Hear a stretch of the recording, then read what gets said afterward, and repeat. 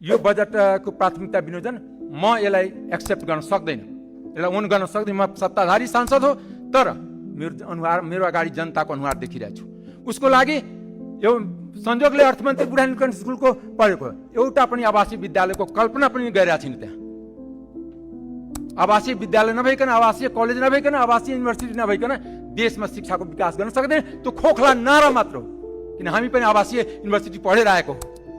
त्यस कारणले हामी त्यो जुन मात्र लगानीको कुरा गर्नुहुन्छ, मलाई एउटा पनि लगानीको वातावरण बताइदिनुहोस्।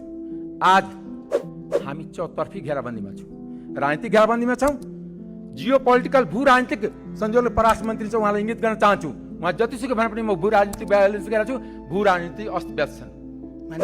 त्यस कारणले एउटा कुरा सभामुखीबाट अन्तमा म आग्रह गर्न चाहन्छु, रुलिङ होस् कि अर्थमन्त्रीको सामने मात्र बजेट विनियोजनको कल्पना हुन्छ, अरू मन्त्री यसमा प्रतिनिधित्व गर्न पाइँदैन।